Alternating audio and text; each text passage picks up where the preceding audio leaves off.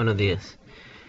En esta ocasión este tutorial está enfocado a dar explicaciones en relación al problema del transporte, que es uno de los problemas básicos que se observan en la investigación de operaciones en teoría de redes y que de alguna manera se relaciona con lo que, digamos, algunos esquemas de introducción en relación a los problemas de logística. Este problema como tal básicamente tiene un conjunto de nodos de origen y un conjunto de nodos de destino. La configuración que digamos que podríamos estar observando en este panorama es algo como esto. Entonces básicamente se tiene un conjunto M de conjuntos de origen, un conjunto de n elementos de nodos de destino, y básicamente a nivel de parámetros, los parámetros están asociados normalmente con costos.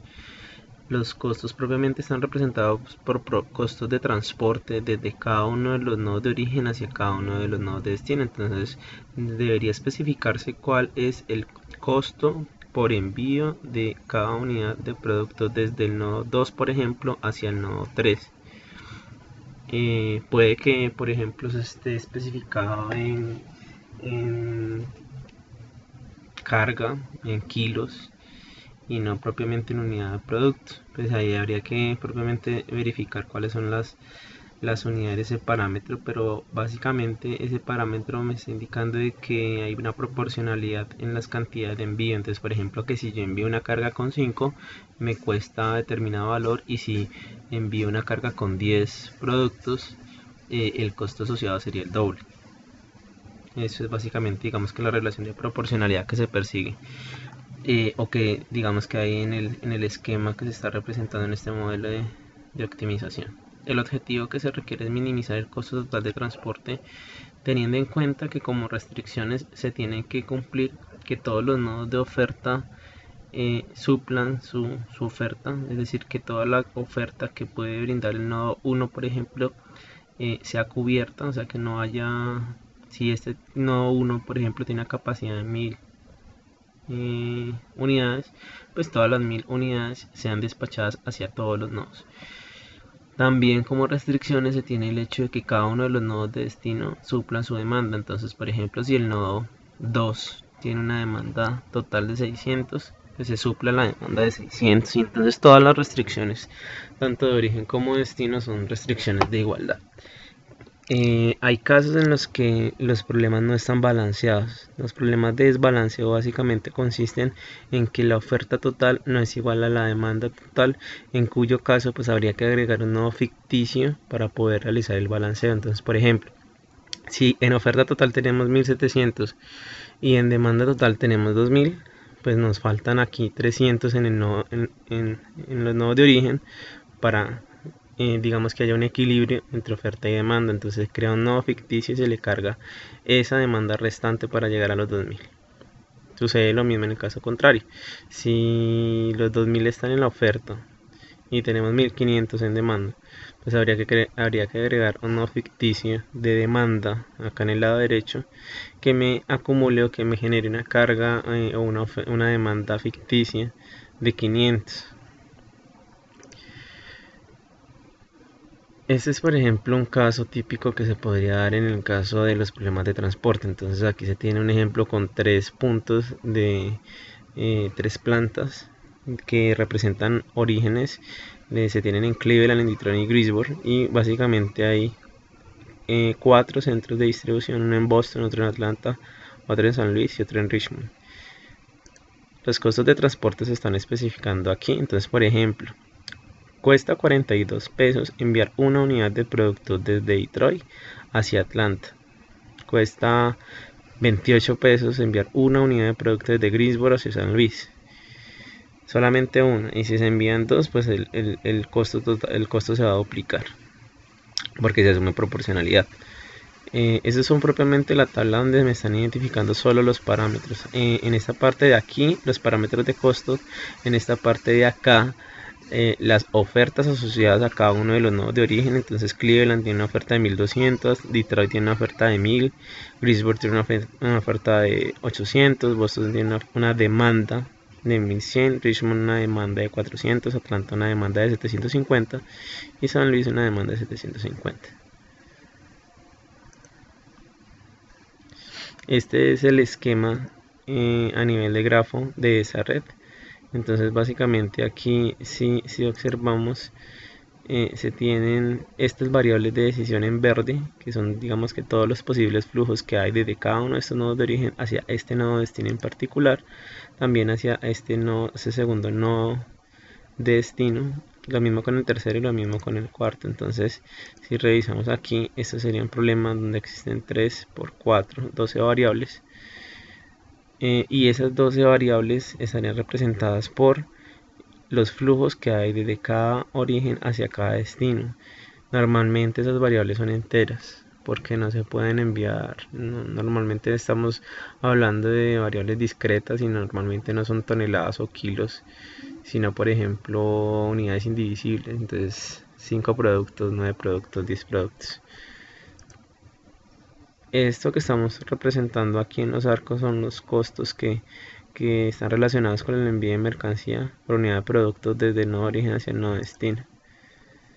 La estructura a nivel de un modelo matemático se puede representar en este esquema. Entonces las variables de decisión normalmente se representan por X y J, indexado por el índice Y y el índice J, como la cantidad a transportar desde el conjunto de nodos de origen, es decir, desde la fábrica Y, que en este caso para nosotros Y es 1 que es Cleveland, 2 que es Detroit y 3 que es Greensboro, hacia cada una de los centros de distribución J, que para este caso J estaría representando 1, 2, 3 y 4, que son respectivamente Boston, Richmond, Atlanta y San Luis.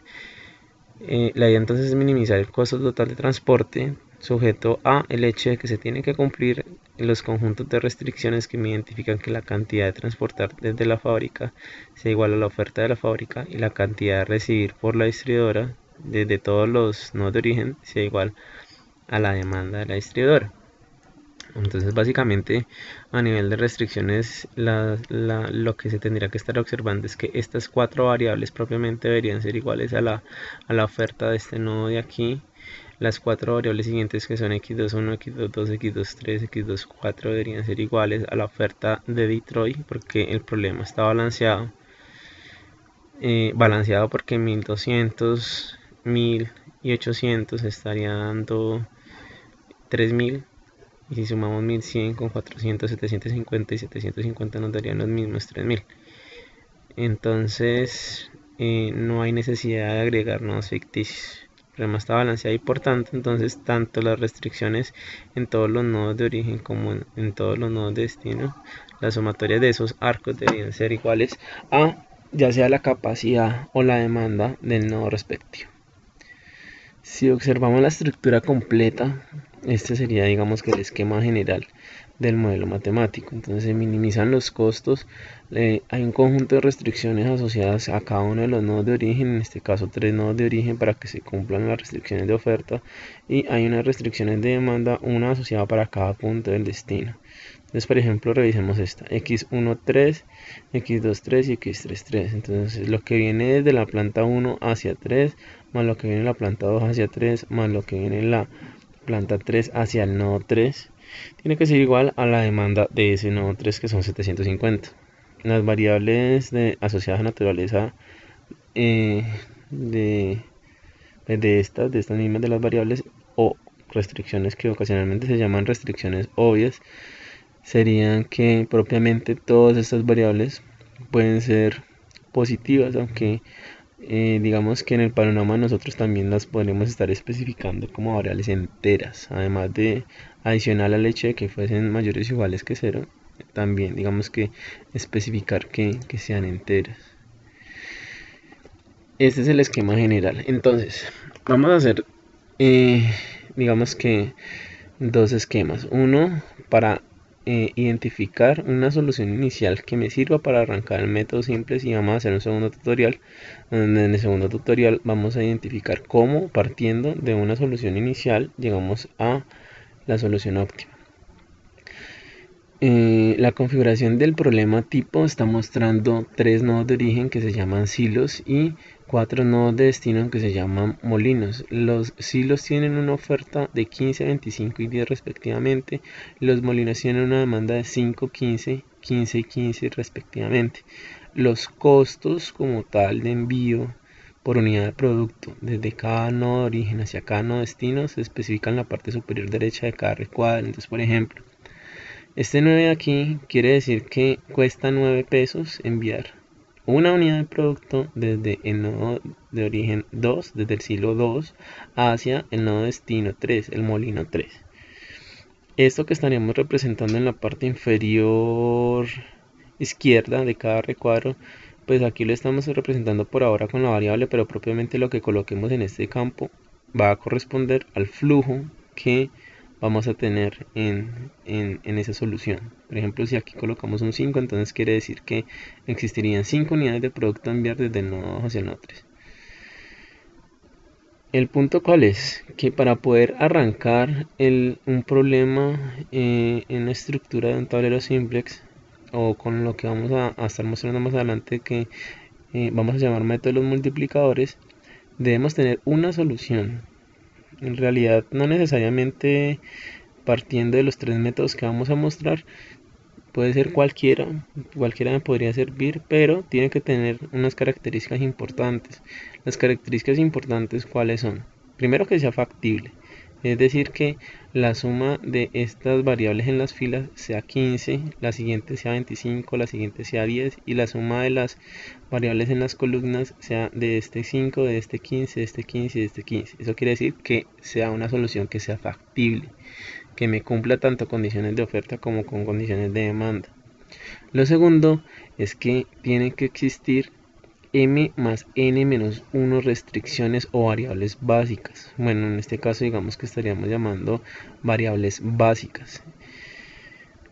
No sé qué tanto recuerden de su curso de IO, pero básicamente normalmente si un problema tiene una cantidad X de restricciones, entonces ese mismo número de restricciones deberían de existir en variables básicas. En este caso hay una restricción que normalmente es redundante porque el problema está equilibrado. Entonces digamos que por eso se resta ese 1. ¿Cómo leo el hecho de que, o no sé si de pronto les es familiar el término de variables básicas o no básicas? Una variable básica como tal es una variable que, digamos en este esquema de flujos, una variable que tiene un flujo asignado, es decir, que tiene un valor como tal. Normalmente lo habitual es que sea diferente de 0, aunque podría tener un valor de 0. Entonces, por ejemplo, yo puedo decir, digamos, aquí hay un 5 y si este es un 5 en la variable x11, pues entonces eso quiere decir que esa variable x11 es básica.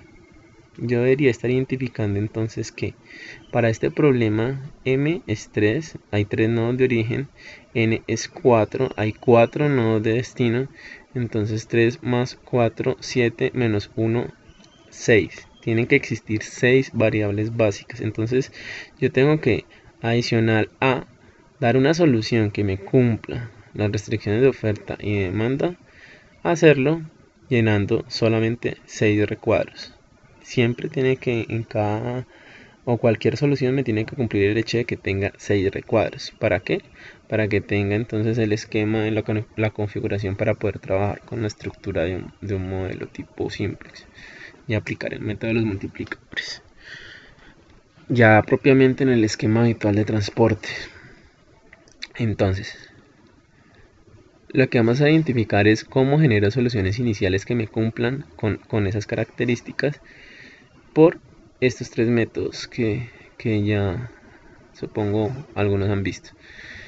En el primer método se llama el método de la esquina noroeste. En realidad el método es un poco arbitrario, no tiene mucha lógica interna a nivel de la asignación de las variables básicas. Simplemente es identificar cuál es la variable que está arriba a la izquierda y ordenar las variables básicas, digamos que por ese criterio. El método del costo menor realiza un proceso parecido, pero identificando siempre para la selección de las variables básicas cuál es el costo más bajo entre toda la tabla. Y el método de Vogel hace algo modificado en relación al anterior. No es necesario aplicar los 3 métodos para resolver un problema. Cualquiera de estos métodos me sirve para obtener la solución inicial, y con esa solución inicial es propiamente con la que se debería trabajar.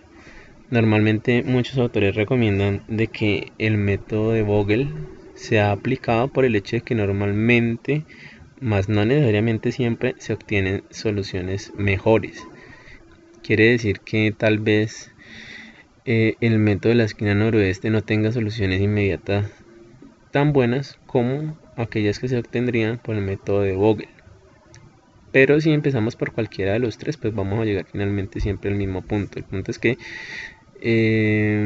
si partimos desde una solución mejor, pues ya después más adelante vamos a tener más eficiencia en los cálculos, porque el número de iteraciones va a ser menor.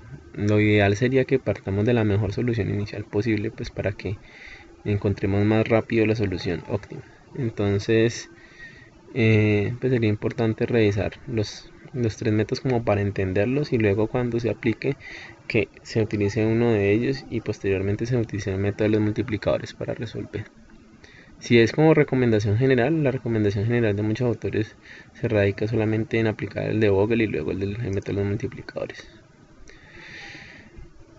Bueno, esta parte está extraída tal cual del libro de Taja. Ahí digamos que lo revisan propiamente. Aquí se dan los pasos que identifican cómo se procede a aplicar el método de la esquina noroeste. Yo lo voy a hacer, digamos, de alguna manera más gráfica con un ejemplo. Básicamente aquí lo que nos está diciendo la esquina noroeste es que tenemos el mismo tablero. Este es el mismo tablero que se estaba asociando hace un momento. En esta parte de aquí vamos a trabajar, digamos que para todo el ejemplo que vamos a desarrollar con estos datos. Entonces es importante que haya claridad en tener a la mano esta información. Si aplicamos el método de la esquina noroeste, el método de la esquina noroeste nos dice que volvamos como variable básica. Recuerden que en este caso tienen que existir 6 variables básicas. La primera variable básica va a ser la que esté en la esquina superior izquierda, siempre en la esquina superior izquierda. Entonces en este caso siempre la primera variable básica sería la variable x11. Ahí asignamos tanto como podamos. Entonces en este caso la demanda de este molino, como tal del molino 1, eran 5. La oferta del silo 1, esta de acá, eran 15. Lo máximo que yo puedo asignar aquí en este caso, en esta variable básica, en esta variable que queremos aquí asociar, yo no puedo asociarle, por ejemplo, un valor de 10 porque la demanda es 5, entonces yo no le voy a mandar más de 5 a este molino 1. No tendría mucho sentido. Entonces tengo que asignarle lo máximo posible. Lo máximo entonces normalmente sería el mínimo entre 5 entre tanto demanda y oferta. Tenemos 15 y 5, lo máximo son 5. Cuando asignamos ese 5, lo que estamos observando es que se están actualizando los valores que en este caso se están llamando residuales. Entonces tenemos una oferta residual de, como asignamos 5, nos falta como por cumplir como oferta remanente 10 unidades, enviar 10 unidades del silo 1. Ya con enviando estas 5, no hay que enviar nada más al molino 1. Entonces la demanda propiamente se actualizó y lo que falta por suplir en demanda es 0. Entonces, en ese sentido, yo debería estar tachando la columna. ¿Por qué? Porque ya no debo mandar nada más, ya sea desde 2 a 1 o desde 3 hasta 1, porque ya se suplió toda la demanda del molino 1. Se tacha entonces la columna y se procede a identificar cuál es la siguiente esquina noroeste habilitada. Aquí tenemos la siguiente esquina noroeste en el punto x12. Ahí tendríamos que mandar lo máximo posible, la cantidad máxima posible, considerando que tenemos 10 como residual en oferta y 15 como demanda. Entonces lo máximo posible que podemos enviar son 10. Si hacemos eso, lo que estaríamos identificando es que al agregar 10 como variable, como cantidad de flujo en la variable x12 y volver x12 básica, entonces la oferta residual del nodo de origen 1 es 0, la demanda residual del nodo de destino 2 es 5, ya no es 15. ¿Por qué? Porque ya se están supliendo propiamente 10 unidades en parte de esa demanda, entonces me faltan por suplir 5 unidades para cumplir con la demanda total del nodo de destino 2, del molino 2. Entonces asignamos este 10 y propiamente tendríamos que tachar fila o columna. ¿Por qué la fila? Porque ya digamos que se suplió totalmente la oferta de ese nodo de origen. Entonces cancelamos y tachamos esta fila y procedemos nuevamente a identificar cuál es el nodo que está encontrándose en la esquina superior izquierda. En este caso sería la variable x22. Tendríamos que asignar allí la cantidad máxima posible, ya sea 5 o 25. Revisando 5 o 25, entonces la cantidad máxima que se puede enviar serían 5, o sea, el mínimo entre esos dos. No puedo hacer lo mismo que hace un momento, no puedo mandar 7 porque estaría pasándome lo que me están pidiendo. A mí me están diciendo que solamente me faltan 5 por mandar, entonces no le voy a mandar más que eso. Siempre sería el mínimo entonces entre los dos. Entre 25 y 5 es 5, entonces asigno aquí 5. Actualizo los valores, digamos, de lo que se está llamando aquí residual.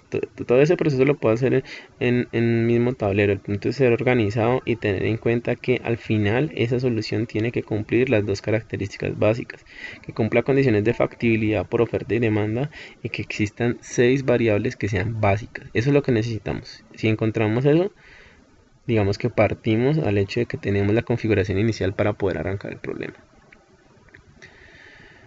Nuevamente aquí la siguiente esquina noroeste en esta iteración, en la 3, sería, ya que se tacha la columna 2, sería la variable x23, siempre revisando esquina superior izquierda, pero como la primera fila ya se tachó en la iteración 2, pues entonces la siguiente variable básica sería x23.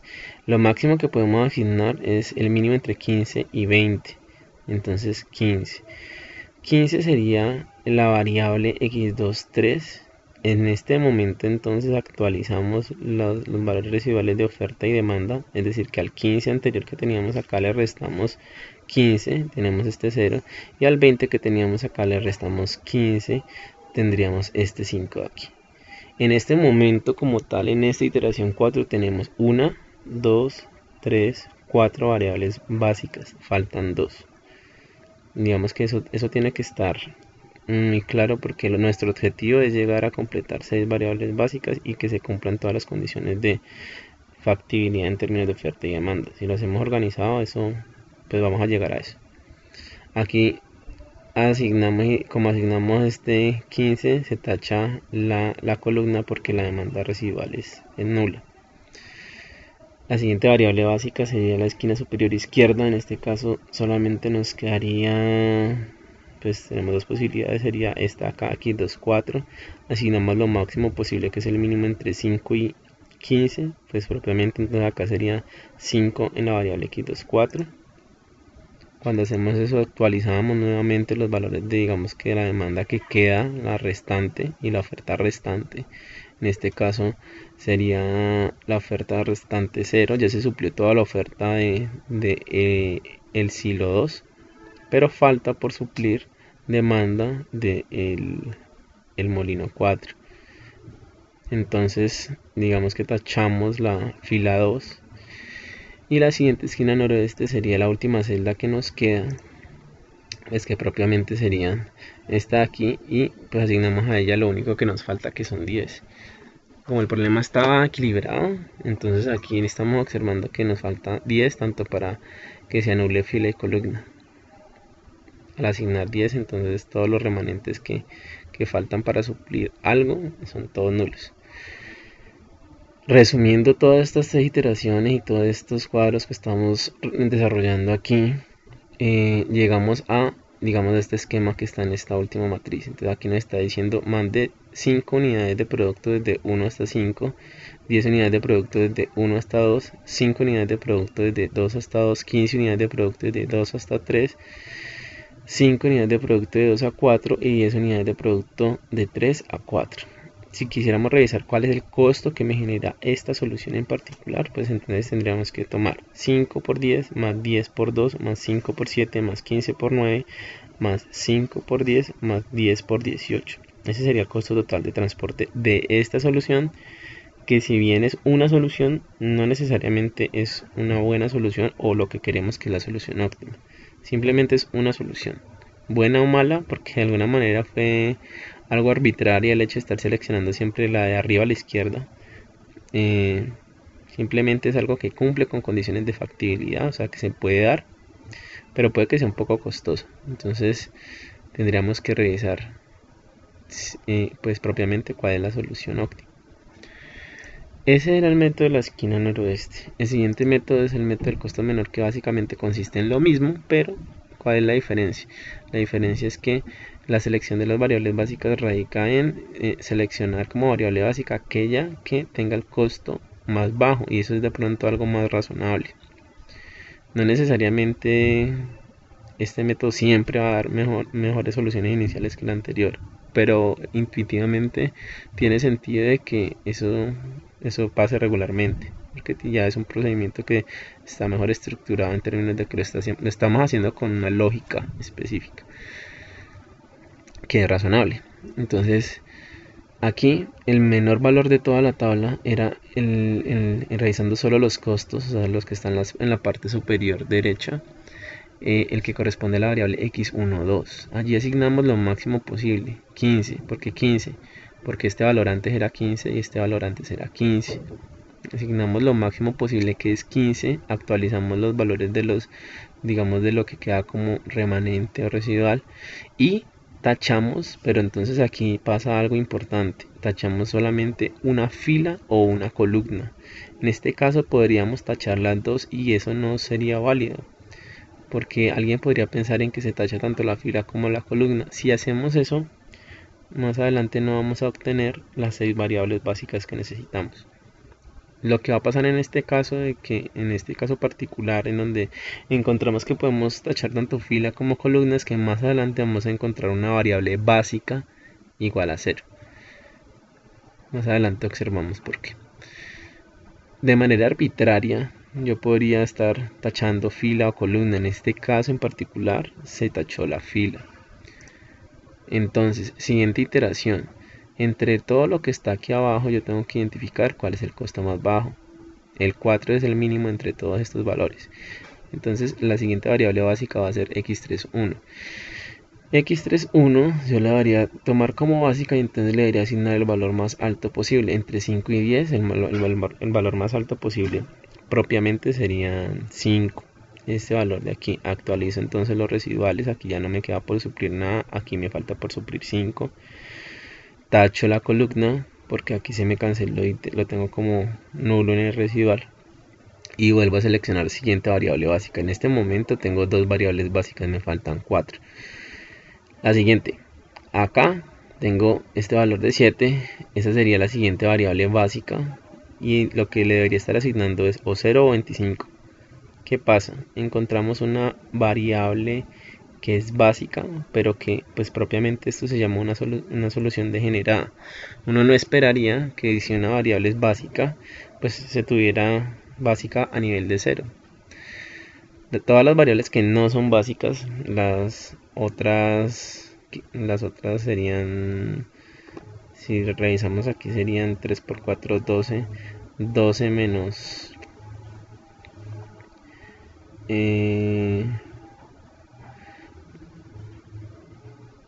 menos las 6, que pues propiamente serían básicas. Entonces serían 6 básicas, 6 no básicas.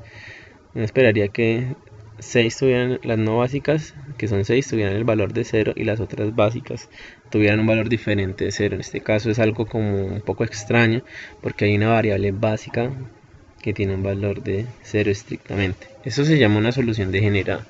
¿Y eso por qué pasó? Pasó porque hace un momento en la iteración 1 tuvimos un empate, y pues propiamente podíamos tachar tanto fila como columna. Pero de todas maneras es importante conservar esto como una variable básica. Eso es importante. Tenemos que tener claridad en que al final necesitamos 6 variables básicas, y esta va a ser una de ellas, aunque tenga un valor de 0. El siguiente costo mínimo es este 9 de aquí. Entonces lo mismo, yo debería revisar que x23 debe ser básica el valor que tiene que tener es el mínimo entre 15 y 20, en este caso 15. Actualizo los valores de los residuales, aquí ya se me suplió todo en términos de demanda. Me falta consumir 10 de oferta en este nodo de origen 2. Tacho la columna propiamente. El siguiente costo más bajo es el 18, entonces x34 tiene que ser básica. Tengo que asignar aquí lo máximo posible, que sería 5, el mínimo entre estos dos. Actualizo los valores de los residuales, ya eso es repetitivo.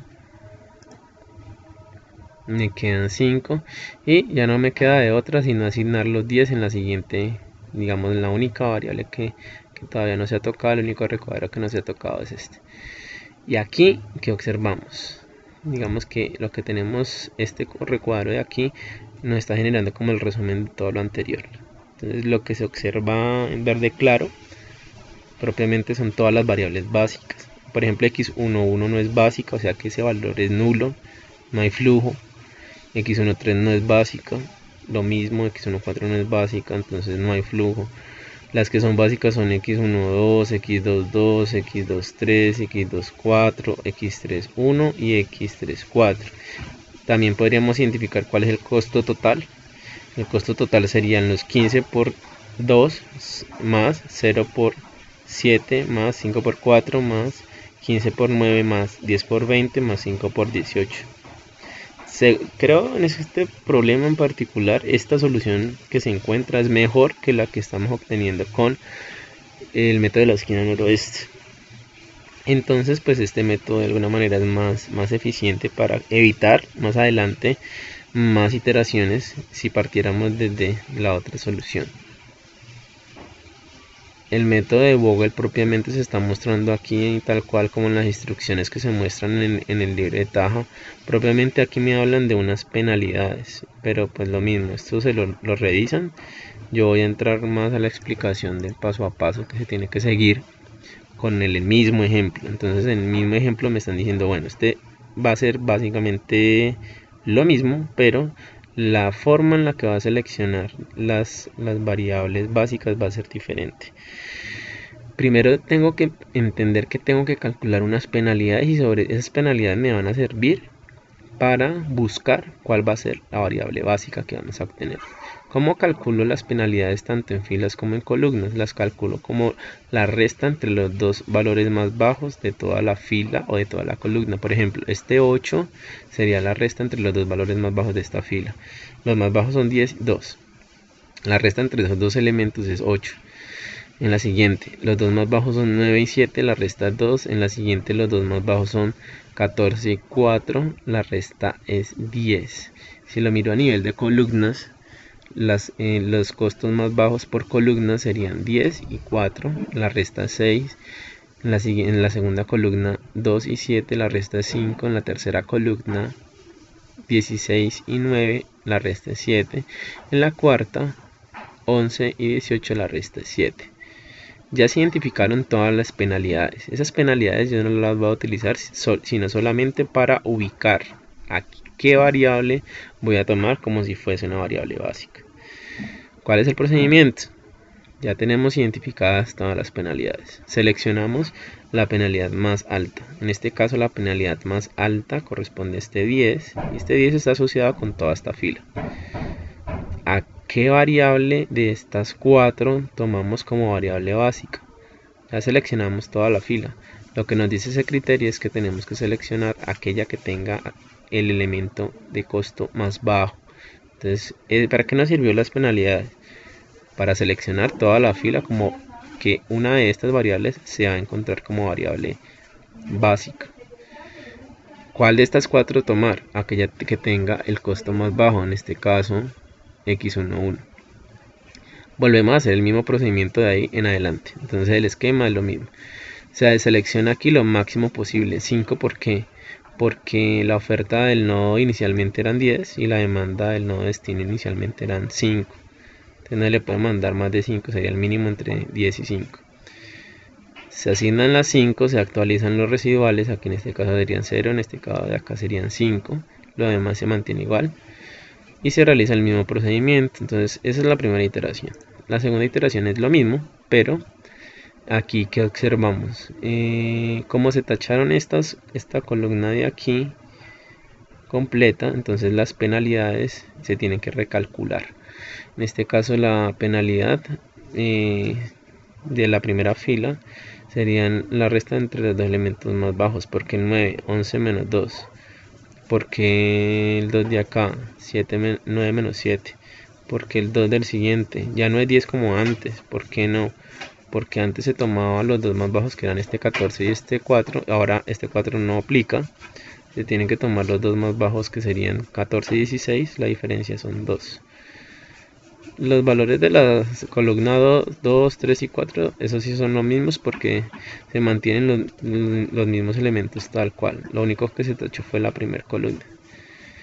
Aquí ya nos estaría calculando un valor de penalidad porque esto ni siquiera se va a estar visualizando. Ya esto no hace parte del enfoque visual o del panorama que se está haciendo para buscar qué variable se va a tomar como básica. Entonces por eso es que aquí pues no habría necesidad de estar calculando una penalidad.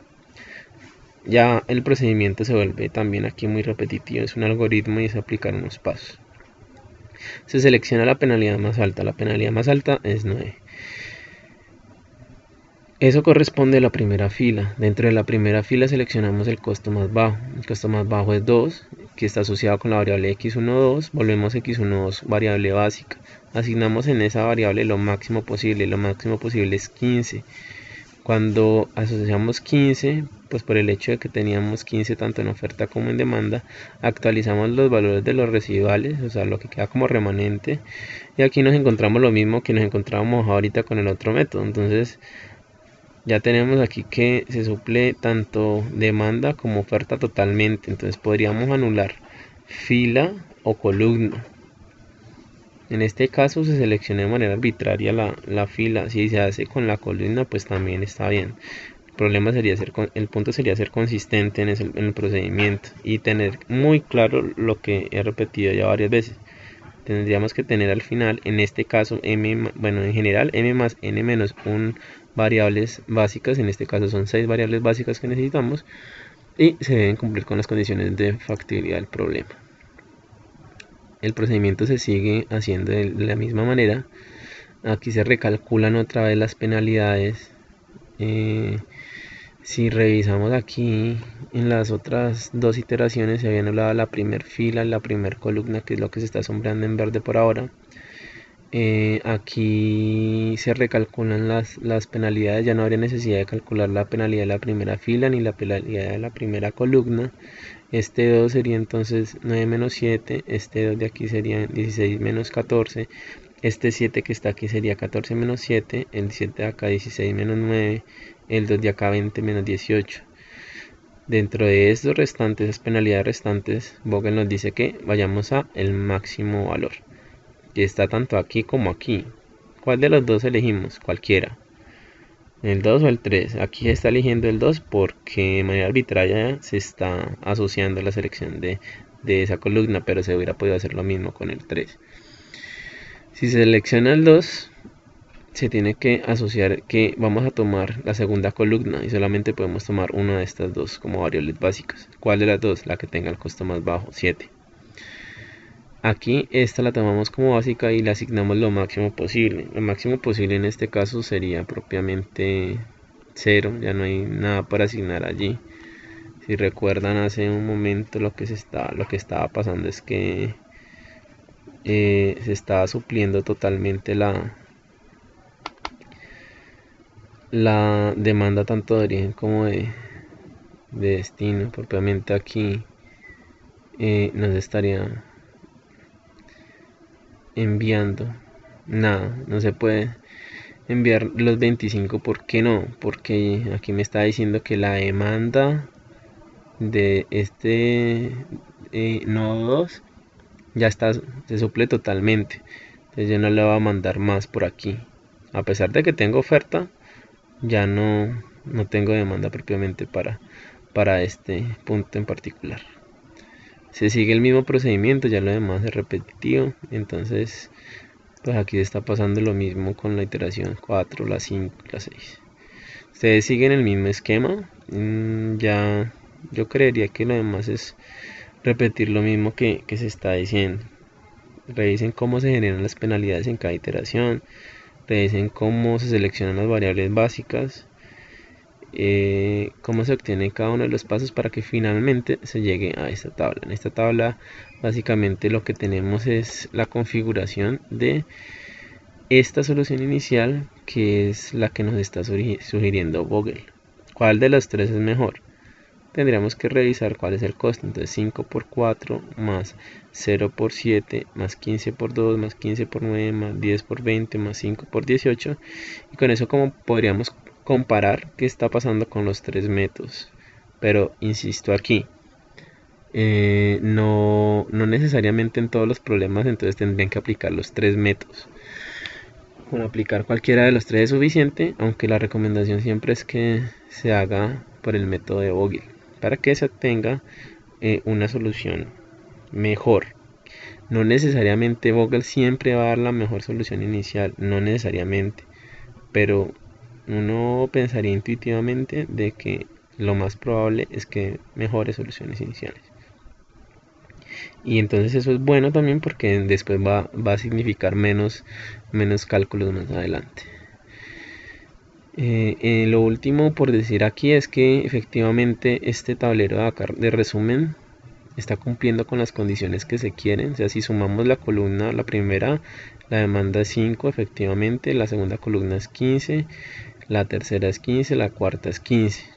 10 más 5, 15. O sea que si recuerdan, esto era en demanda total de cada uno de los nodos de destino 5, 15, 15. Esto es factible en términos de demanda. Lo mismo en términos de oferta. La oferta del silo 1 es 15. La oferta del silo 2 es 25. Y la oferta del silo 3 es 10. Se está cumpliendo con la factibilidad del problema. Y se tienen 6 variables que son básicas. Esta, la de aquí, x23, x24 y x31. Las otras variables pues no serían básicas. Este problema en particular, esta solución en particular es una solución degenerada porque hay una variable básica que es x22, que es básica pero básica a nivel de 0. Teniendo esas tres soluciones iniciales, o bueno, cualquiera de las tres, podríamos arrancar para aplicar el método de los multiplicadores y encontrar la solución óptima. Por ahora digamos que el objetivo era encontrar una solución inicial básica. Espero que el video les haya sido de utilidad. Cualquier duda o comentario estaré atento a todas las dudas que puedan tener. Hasta luego.